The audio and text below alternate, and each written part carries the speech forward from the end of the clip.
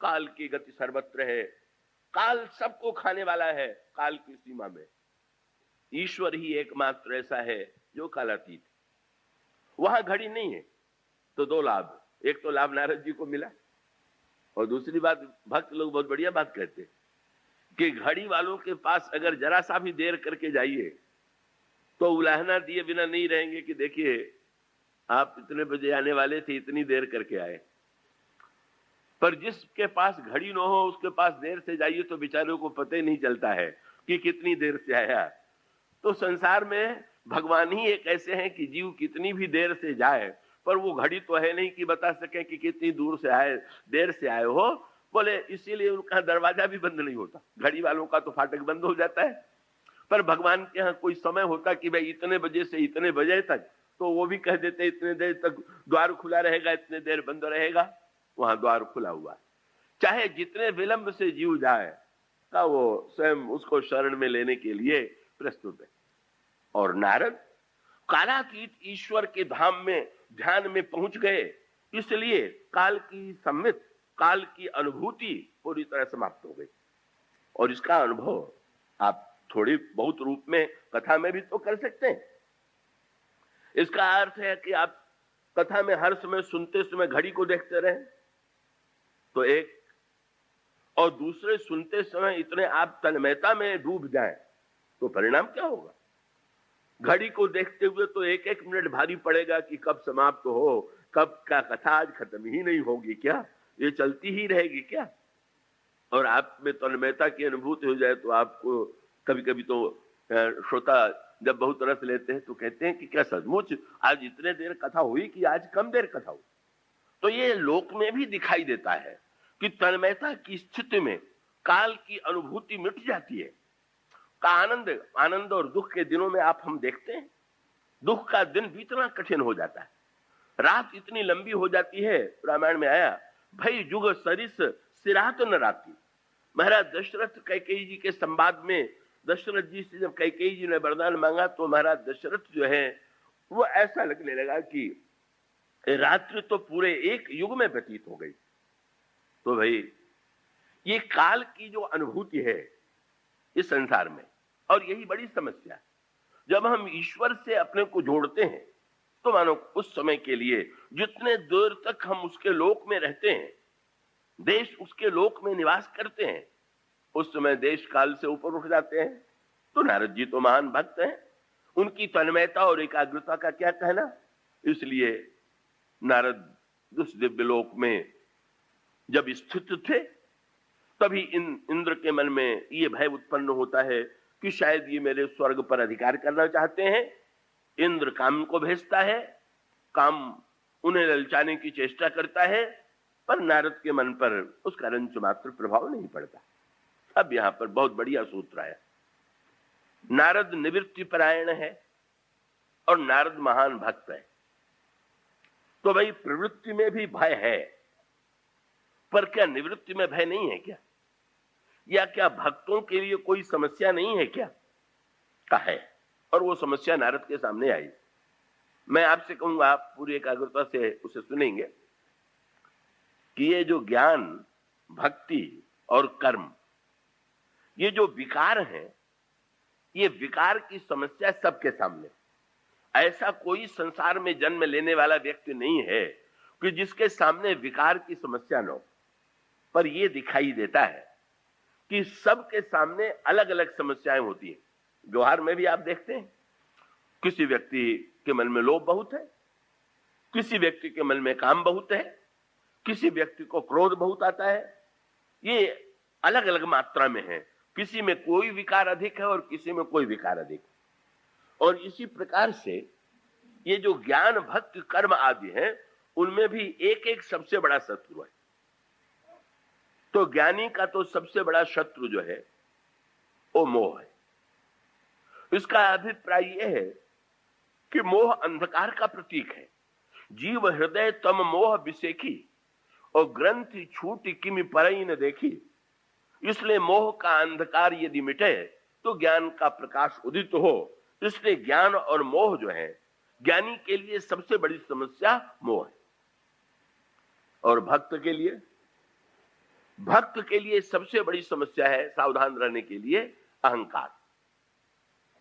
इसका अभिप्राय क्या हुआ कि एक अंतर ये बता दूं कि ज्ञान का अर्थ है मैं का विस्तार और भक्ति का अर्थ है मैं का समर्पण। बस दोनों में अंतर है। ज्ञान में अहम का विस्तार क्या है? बोले संसार में व्यक्ति का अहम दो भागों में बटा हुआ है, मैं और तू के रूप में, और सारे झगड़े की जड़ यही है। इस झगड़े का मिटाने का उपाय यह है कि या तो मैं ही में रहे, और जब मैं ही में रहेगा दूसरा नहीं रहेगा तो कौन किससे झगड़ा करे। तो जो ज्ञान की यह मान्यता है कि सब कुछ ब्रह्म है, उसका अर्थ है सब मैं ही हूं, मैं ब्रह्म हूं और समग्र जो दिखाई दे रहा है सब ब्रह्म है। तो अब वहां पर द्वैत नहीं रह गया तो संघर्ष कैसा? तो भाई इसलिए मैं का विस्तार हो गया का अब वो ब्राह्मण नहीं रह गया, क्षत्रिय नहीं रह गया, एक देश का निवासी नहीं रह गया। अब सोहम स्मृति वृत्ति अखंडा, अहम ब्रह्म के रूप में ये अखंड वृत्ति का उसके मन में उदय हुआ, अहम का विस्तार। और भक्त माने अहम का विलीनीकरण। क्या? ज्ञानी ने कहा मैं ही मैं हूं और भक्त ने भगवान से कहा तू ही तू है। बस बातें कही, ये द्वैत दोनों में मिट गया। जब केवल तू ही तू है तो हमारा अहंकार कैसा, मैं कैसा? इसलिए संसारी व्यक्ति के सामने सबसे बड़ी, कर्म करने वाले व्यक्ति के लिए सबसे बड़ी समस्या लोभ है, भक्त के लिए सबसे बड़ी समस्या अहंकार है, ज्ञानी के लिए सबसे बड़ी समस्या मोह है। इसका अभिप्राय है संसारी व्यक्ति के जीवन में काम और क्रोध की अपेक्षा भी लोभ बड़ी समस्या है, क्योंकि दोनों में, ये लोभ में एक बहुत बड़ा अंतर है। कितना भी बड़ा कामी हो पर 24 घंटे तो कामी नहीं रह सकता, कितना भी बड़ा क्रोधी हो तो वो 24 घंटे लगातार क्रोध नहीं कर सकता। पर ये लोभी ऐसा है कि 24 घंटे नहीं, जीवन भर बना रहता है और कभी इसको घबराहट नहीं होती कि अब बहुत मैंने लोभ किया। तो जहां कर्म होता है वहां पर लोभ की समस्या और उनका समाधान अलग अलग उपाय बताया गया कि लोभ का अतिरेक है तो हम दान के द्वारा उसका समाधान दें। इसका अभिप्राय है कि लोभ नहीं छूट रहा है तो कम से कम लोभ के द्वारा हमने जो पाया है उसका वितरण करके, उसको लोक कल्याण के लिए अर्पित करके अपने लोभ का उपशमन करें। यहां पर नारद का प्रश्न है कि नारद भक्त है, आज उनके जीवन की समस्या आ गई। निवृत्ति में भी वो डर है और भक्त के सामने भी वो डर है। क्या? बोले जहां निवृत्ति और त्याग है वहां पर अभिमान का डर होता है, मैं त्यागी हूं। ये एक साथ समस्या है। और भक्त के जीवन में अगर जो कुछ हुआ है उसके जीवन में उसमें भगवान की महिमा दिखाई दे रही है तो ठीक है, पर अगर उसको कहीं मैं दिखाई दे गया बस तो फिर गड़बड़ी हुई। यही समस्या नारद जी के सामने आ गई। क्या? नारद जी की जो स्थिति हो गई थी वो तो भगवान के भक्त के नाते वो ध्यान में भगवान के लोक में पहुंच गए इसलिए हो गई थी। लेकिन भगवान को तो खेल करना था और भगवान अपने भक्तों के जीवन में कभी कभी कोई घटना जानबूझ करके पैदा कर देते हैं और उससे सावधान कर देते हैं, उसके द्वारा वो उसको सावधानी देते रहते हैं। ये आपने कभी देखा हो, अगर नदियों में मछली जो होती है वो तो निरंतर जल में रहती है, पर आप में से अगर लोगों ने ध्यान से देखा होगा तो कभी कभी मछलियां ऊपर उछलती हैं। मैं तो एक दो बार इसको देख चुका हूं। चित्रकूट में मंदाकिनी नदी में नाव चल रही थी, मछली अचानक उछली मंदाकिनी से और नाव में मेरे पास गिरी, छटपटाने लगी। उसे उठा करके मैंने तुरंत नदी में फेंक दिया, फिर वो जीवित हो गई। इतने विलंब तक नहीं बाहर रही कि मृत्यु। वो स्वामी जी ने मुझे, वो स्वामी जी के एक पद का पूरा अर्थ उसी समझ में आया। क्या? वो स्वामी जी ने कहा भगवान आपको छोड़ करके जो कुछ देर के लिए हम संसार की ओर छलांग लगाते हैं वो तो मछली की तरह। क्यों मछली छलांग क्यों लगाती है? बोले निरंतर जल में रहते रहते कहीं जल की महिमा भूल न जाए, इसलिए जब वो उछलती है उस समय जो उसकी छटपटाहट होती है, फिर कूद पड़ती है कि हाय हाय, मैं जल को छोड़ करके तो एक क्षण के लिए भी जीवित हूं। गोस्वामी जी ने मेरे पत्रिका में कहा, इसी प्रकार से मेरा मन उछलता तो है, लेकिन अंत में प्रभु आपको छोड़ करके उछली भभरी ले तो गोतो। भगवान कभी कभी खेल खेल में भक्तों को ये अनुभव कराने के लिए कि नहीं नहीं, एक क्षण के लिए भी तुम मुझसे अलग हो गए तो बड़ा अनर्थ होगा। तुम नन्हे बच्चे हो, बड़े बच्चे अगर सड़क पर घूमने चले जाएं तो ठीक है, लेकिन नन्हा सा गोदी का बालक, वो तो माँ की गोदी से जब सटा हुआ है तभी सुरक्षित है, उसके सिवा तो उसकी सुरक्षा का कोई उपाय नहीं। परिणाम क्या हुआ? एक खेल हो गया, एक कौतुक हो गया। नारद के मन में अभिमान उत्पन्न हुआ, और जब नारद के मन में अभिमान उत्पन्न हुआ तो सबसे बड़ा शत्रु भक्त का अभिमान है। काम क्रोध लोभ भक्त के लिए उतनी बड़ी समस्या नहीं है जितना अभिमान। और इसका अभिप्राय है कि सब कुछ कमी आ जाने के बाद भी कब भक्त को अगर ये विश्वास बना हुआ है कि मैं प्रभु का हूं और मेरे जीवन में प्रभु ही हमारे रक्षक हैं, तो उसमें कोई संदेह नहीं कि प्रभु उसकी पूरी रक्षा करेंगे। पर नारद जी के अंतःकरण में अहम आ गया, मैं आ गया, और उस मैं का परिणाम कल जो प्रसंग आपके सामने चल रहा था, जब वे शंकर जी के पास गए तो शंकर जी तो मैं के विस्तार हैं, उन्होंने समझाया, लेकिन समझ में नहीं आया। नारद जी भगवान के पास गए। अब भगवान के पास जाने में जो बड़े महत्व का सूत्र है क्या है? भगवान ने नारद से ये कहा कि नारद बहुत दिनों में आए। तो बहुत दिनों में कब आए? जब काम क्रोध लोभ को जीत लिया, तो इसके बाद इतने दिनों में भगवान के पास आए। और नारद जी ने जब अभिमान की भाषा का प्रयोग किया, नारद कहा सहित अभिमाना कृपा तुम्हारी सकल भगवाना, तब भगवान के मन में क्या बात आई? प्रभु जो हैं वो तो भक्त उनके अपने हैं, और नारद जैसे व्यक्ति तो वह सारा, कितने लोगों के मन में अभिमान नहीं आता, पर क्या भगवान को कोई गरज पड़ी हुई है कि आपके अभिमान के पीछे पड़े? कितने लोगों के जीवन में विकार नहीं आता है, पर भगवान क्या आपको बचाने के लिए कभी आते हुए दिखाई देते हैं क्या? अरे तो नारद तो ये महानता है कि देखिए ना, चिंता किसको हो गई। करुणा निधि मन दीख विचारी उर अंकुरेऊ गर्व तरु भारी। अरे नारद के घर हृदय में तो अहंकार का अंकुर आ गया। आपने देखा होगा कभी कभी मंदिरों में या मकानों में ये बरगद या पीपल के बीज ऐसे विचित्र होते हैं कि जरा सी जगह अगर पालें, कई वृक्षों के लिए तो पूरी मिट्टी चाहिए तब वो ऊपर उठेंगे, पर बरगद और पीपल तो ऐसे हैं कि वो एक बीज भी दीवार के अंदर कहीं थोड़ी सी मिट्टी भी मिले तो वहां पर वो उग जाते हैं। अब बहुत लोगों के सामने बड़ी समस्या रहती है कि पीपल आया है तो उखाड़ें कैसे। अब होता यह है कि यानी कितने मंदिर, वो पीपल तो बढ़ता जाएगा और ज्यों ज्यों बढ़ेगा त्यों त्यों दीवारें टूटेंगी। मंदिर की दीवार होगी तो भी टूटेगी, आपके घर की दीवार होगी तो भी टूटेगी। वो मुझे कलकत्ते में एक सज्जन ने संस्मरण सुनाया कि किसी बड़े समृद्धशाली व्यक्ति के बड़े भवन के बीच में पीपल उगने लगा, तो उनके अधिकारी ने आकर के पूछा कि क्या इसको उखाड़ के निकाल दें, काट दें? तो बोल ही नहीं रहे। 2-4 बार पूछा तो फिर पता लगाया गया कि ये बोल क्यों नहीं रहे। तो उन्होंने कहा चाहता तो मैं भी हूं कि उखाड़ दिया जाए, पर मैं कहूंगा तो मुझे पाप लगेगा, इसलिए मैं कुछ नहीं कहूंगा, ये जो करना हो कर दे। संसारी लोग तो ऐसे ही कोई उपाय खोजते हैं कि भाई बात भी बन जाए लेकिन हमें पाप न लगने पावे, हमें वो न होने पावे।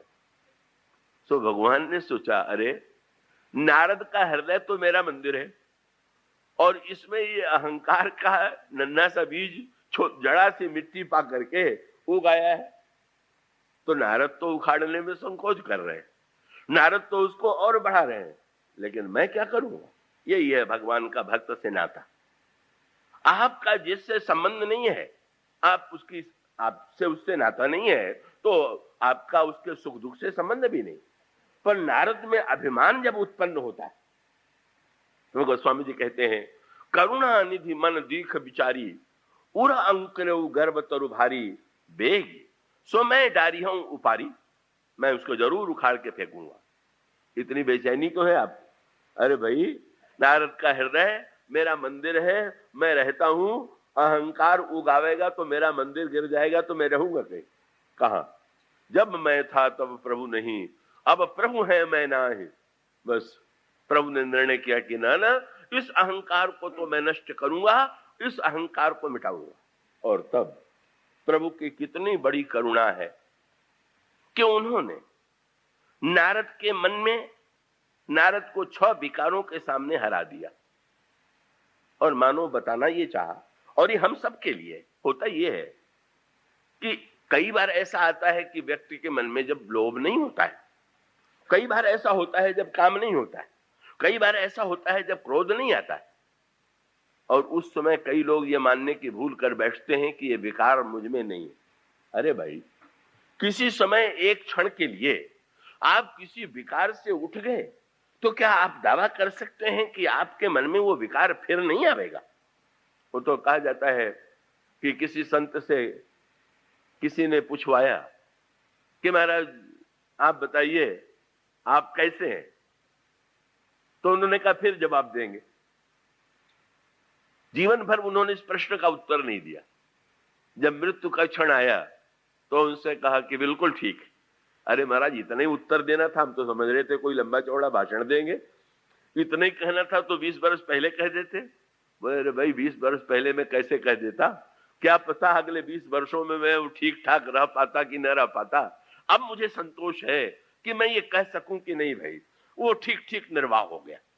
इसका भगवान ये बताना चाहते थे कि अभिमान व्यक्ति तभी करता है जब वो किसी एक क्षण को इतना महत्व दे देता है कि समझ लेता है कि मैंने इतनी सफलता प्राप्त कर लिया। परिणाम क्या होता है? नारद को दिखा दिया, नारद तुम जिस काम को जीतने का इतना घमंड पाले हुए थे, देख लो ना, विश्व मोहिनी की दशा देख के तुम तो गृहस्थों से भी आगे बढ़ गए अनर्थ काम की वृत्ति में। क्यों?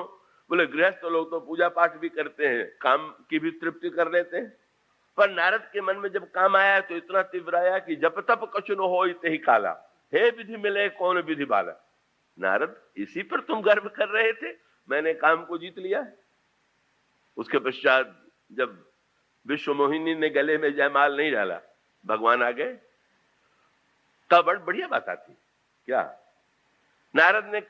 नारद के मन में जब काम आया तो भगवान के पास पहुंच गए। प्रभु बड़े प्रसन्न हुए, बोले ब्रह्मचारी जब थे तो देर से आए, लेकिन चलो मन में सोच लिया, कामी होने के बाद तो जल्दी आ गए मेरे पास। और आने के बाद पूछा, अरे इतने जल्दी आज कैसे आ गए? उस समय तो पूछा था देर में कैसे आए? बोले अभी अभी तो गए थे, अब क्या हो गया? बोले महाराज, मैंने विश्व मोहिनी की सुंदरता देखी है और मेरे मन में तो विवाह की इच्छा आ गई, तो ऐसा कीजिए ना। क्या? यही अवसर चाहिए परम शोभा रूप विशाल, जो विलो की रीझे कुंवर तब मेले जयमाल। आप अपनी सुंदरता दे दीजिए कुछ समय के लिए, फिर ले लीजिएगा, विवाह मेरा हो जाने दीजिए। प्रभु ने मुस्कुरा करके तुरंत कहा कि नारद का यही विधि होई परम हित। हाँ, नारद जी ने एक वाक्य और भी उनके मुख से निकल गया, मेरे हित हरिसम नहीं को। भगवान ने पूछ दिया, सुंदरता मांगने के लिए मेरे पास क्यों आ गए? काम भी तो बड़ा सुंदर है, उससे उधार ले लेते। बोले नहीं महाराज, मैं इतना जानता हूं कि मेरा हितैषी तो आपसे बढ़ के कोई नहीं। प्रभु गदगद हो गए, बोले चलो नारद, कुछ भी विकार क्यों ना आ गया, पर हितैषी की पहचान तो नहीं भूली है ना। तुम काम के पास ना आकर के मेरे पास आए होते, बहुत बढ़िया तुमने किया। क्यों? बोले कुपथ मांग रुज व्याकुल रोगी, वैद्य न दे सुनो मुनि योगी। कुपथ्य मांगना भी हो तो वैद्य से ही मांगे, क्योंकि किसी बच्चे से कुपथ्य मांगा जाए तो लाके दे दे, पर अगर वैद्य से कुपथ्य मांगा जाए तो वो घर वालों को भी सावधान कर देगा, कह रहे देखना इसके मन में ये खाने की इच्छा रही है, कहीं से खाने ना पाओ, तुमने मुझसे मांगा है। यही है भगवान की चिंता। भगवान ने नारद को सुंदर के स्थान पर बंदर बना दिया। ये कृपा है कि उनका कोप है। भाई देखने में तो लगता है कोप हुआ। उन्होंने कहा सुंदर बना दीजिए, उन्होंने बंदर बना दिया। पर भगवान ने सोचा कि इसको अगर अभी सुंदर बनावे तो जीवन भर बंदर रहेगा, और अभी बंदर बना देंगे तो जीवन भर सुंदर रहेगा। अभी सुंदर हो गया और माया से विवाह हो गया तो माया तो सबको नचाती है, बस माया इसको भी नचावेगी और जीवन भर नाचते ही फिरेगा। इसलिए बढ़िया बात यही होगी कि इसको जरा अभी बंदर ही बना दें, जिससे जीवन भर तो सुंदर बना रहे, आगे चल करके तो माया का चक्कर न पड़े। मानो जो दिखाई दे रहा है नाही में भी जो प्यार दिखाई दे रहा है वो वहां पर भी दिखाई दे रहा है। और उसके पश्चात जब नारद जी सभा में गए तो फिर भी भगवान को नारद की कितनी चिंता है ये देखिए। नारद को बंदर तो बना दिया, पर नारद जब सभा में पहुंचे तो सब लोग प्रणाम करने लगे नारद को। तो ये तो विचित्र बात है, क्योंकि बंदर के रूप में तो नारद को किसी ने देखा नहीं था, तो लोगों को तो समझना चाहिए था कि बंदर आकृति वाला कौन है। लेकिन गोस्वामी जी ने कहा भगवान ने बड़ा अनोखा खेल किया था। क्या? यह रहस्य लेके काहू न पावा और नारद जान सबही सिर नावा। भगवान ने ऐसा चमत्कार किया था कि सब लोगों को नारद नारद दिखाई पड़े, बस विश्व मोहिनी कोई बंदर दिखाई पड़े। यही उनका प्यार है। बोले इसको बचाना है पर संसार में इसका अपमान थोड़ी कराना है। इसलिए सब लोगों ने, और नारद को जब सब लोग प्रणाम करने लगे तो उनका भ्रम और बढ़ गया। लगता है भगवान ने इतना सुंदर बना दिया है कि शायद भगवान समझ के ही मुझे प्रणाम कर रहे हैं लोग, वो इस चक्कर में पड़ गए। भगवान ने यही जो हितैषी होता है उसका प्यार इसी रूप में दिखाई देता है। बस वो चेष्टा करते हैं का नहीं नारद को हम ऐसा बना दें कि जिससे नारद का सम्मान भी बना रहे और नारद के जीवन के दुर्गुण भी मिट जाए। नारद बैठ गए, लेकिन दो ऐसे व्यक्ति निकल आए कि जो जरा पैनी दृष्टि वाले थे, और ये थे शंकर जी के गण। इन्होंने नारद की बंदर आकृति देख लिया। अच्छा, इसके पीछे मनोविज्ञान क्या है कि शंकर जी से जब नारद जी ने होड़ लिया तो शंकर जी ने तो हाथ जोड़ के नारद जी को समझाया, पर शंकर जी के गणों को इतना बुरा लगा। ये स्वामी लोग चाहे जितने उदार हो, गण लोग बेचारे अपने भावना के कारण उतने उदार थोड़ी रह पाते। उन्होंने अच्छा नारद की ये धृष्टता कि हमारे शंकर जी की बराबरी कर रहे हैं, इसलिए उनके पीछे पीछे चल पड़े। देखें आगे क्या होता। कोई किसी व्यक्ति के पीछे चल पड़े, ये साइकिल पर चले, कब फिसले कब गिरे, कब हम ताली बजा के देखें। तो ये तो तीसरी आंख वाले के भक्त थे, इनके पास भी तीसरी आंख थी। इन लोगों ने बंदर की आकृति देख लिया और दाहिने बाएं बैठ गए और व्यंग्य करने लगे। करहि कूट नारद ही सुनाई, नीक दीन हरि सुंदरताई। क्या सुंदरता भगवान ने इनको दिया है। रिझी राजकुंवर छवि देखी, इन्हीं बरी हरि जान बिसेखी। नारद जी और प्रसन्न हुए, बोले इधर वाले भी तारीफ कर रहे हैं, उधर वाले भी तारीफ कर रहे हैं, ये तो बहुत बढ़िया बात है। अगर जाने के पहले नारद जी के पास शीशा होता और उसमें देख लिया होता तो शायद चक्कर से बच जाता। पर इसका अभिप्राय है कि वो उस समय कुछ समय के लिए आत्मनिरीक्षण से अपने को देखना, शीशा माने अपने को देखना, वो विस्मृति हो गई। परिणाम ये होता है वो जब विश्व मोहिनी आती है तो अब नारद तो व्याकुल हैं कि कब विश्व मोहिनी आवे, मेरे गले में जयमाल डाले। पर गोस्वामी जी ने बड़ी अनोखी पंक्ति लिखी। क्या? कि वो नारद के सामने तो विश्व मोहिनी गई ही नहीं। नारद जिस पंक्ति में बैठे हुए थे उधर ही जाना बंद कर दिया। वो तीन ओर जाती थी और चौथे ओर नारद जिधर बैठे हुए थे। यही दिश बैठे नारद फूली, तेही दिश सोन बिलोक्यो भूले। ये कृपा है भगवान की को। अरे भाई, जिनके सामने माया गई, क्या किसी के गले में जयमाल डाला? ये तो चौथी तरफ वाले ये अच्छे थे कि शुरू से निराश हो गए कि यहां तो आने ही नहीं है। और जिनके पास माया गई वो धन्य है कि भगवान ने माया से कह दिया मेरे भक्त से जरा दूर ही रहना, इसके का ये हमारे और इसके बीच की बात है, इसमें तुम बिल्कुल बीच में नहीं पड़ोगे। परिणाम क्या होता है? मानो भगवान की करुणा यही है कि दिखाई तो देता है। नारद जी को क्रोध भी आ गया, जगत मोर उपहास कराइए, संसार में मेरी हंसी उड़वा दिया। कैसी चिंता हो जाती है संसार में। अब वो संसार उनका कितना बड़ा छोटा, केवल 2 ही व्यक्तियों ने तो देखा है, 2 ही व्यक्तियों ने, और किसी ने जाना भी नहीं, पर उनको चिंता लगने लगी सारे संसार में मेरी हंसी हो रही होगी। बस भगवान पर बड़े बिगड़े, शाप दे दिया, पर भगवान गदगद हो गए। जब किसी ने भगवान से पूछा कि महाराज आप वरदान दे करके तो अवतार लेते हैं, समझ में आता है, पर नारद के शाप से आप अवतरित हो गए, ये क्यों? भगवान ने कहा इसका अर्थ ये है कि संसारी व्यक्तियों की जो स्तुति है वो भी मुझे आकृष्ट नहीं कर पाती, पर हमारा भक्त जब मुझे गाली देता है, शाप देता है, तो भी मैं इतना प्रसन्न होता हूं कि नहीं नहीं तुम अपने हो, तुम नाते के नाते ही। नारद जी जब बिगड़ करके भगवान से लड़ने झगड़ने पहुंच गए तो भगवान प्रसन्न हो जाते हैं। कुछ भी हो, चाहे तुम में जितने विकार आ गए, पर तुम मेरे हो, तुम मेरे पास आए, तुम स्तुति किया करते थे, चलो आज तुम्हारे मन में मुझे भले के स्थान पर बुरा कहने की वृत्ति आ गई। परिणाम क्या होता है? नारद मोह माया से मुक्त हो जाते हैं, विकार शून्य हो जाते हैं, और विकार शून्य होने के पश्चात जब नारद का भ्रम दूर हुआ, चरणों में गिर पड़े, बोले प्रभु मैं दुर्वचन कहे बहु तेरे, मैंने आपके लिए बड़े कठोर शब्द कहे, मेरा ये पाप कैसे मिटेगा? हाय हाय मुझसे कितनी भूल हो गई। भगवान ने नारद का मुंह बंद कर दिया। भगवान ने कहा नारद ये जो शाप दिया है तुमने दिया? महाराज मैंने तो दिया ही है। बोले बिल्कुल नहीं। तब बोले मम इच्छा कह दीन दयाला। नारद तुम भूल गए, कोई जीव जो है मेरी इच्छा के बिना कोई काम करता है? अरे तुमने थोड़ी शाप दिया है, मैंने स्वयं दिलवाया है। मैं क्षीर सागर में पड़े पड़े ऊब गया था, मेरा मन हुआ कि जरा संसार में चल करके लीला का आनंद लें, तो तुम्हारे मुंह से शाप दिलवा करके ही मैंने आनंद लिया है। तुम अपने मन में दुख न मानो। हाँ अगर नाम ही लेना है तो शंकर जी का नाम लो। इस तरह से एक और कैसे निवृत्ति में क्या भय है, प्रवृत्ति में क्या भय है, त्याग में क्या भय है, संग्रह में क्या भय है, मनोविकार कैसे होते हैं, अहंकार कितना बड़ा शत्रु है, भगवान नारद प्रसंग के द्वारा और उसके बाद भगवान राम के रूप में अवतरित होकर के जो समाज के जीवन में आने वाले राक्षस हैं उनका समाधान दे करके धन्य बनाते हैं। इस तरह से इस कल्प की कथा बड़ी प्रेरक है। भगवान शंकर ने ये कहा कि द्वारपाल हरि के प्रिय दो, जय अरु विजय जान सबको, विप्र शाप ते दूनों भाई, तामस असुर देह तिन पाई।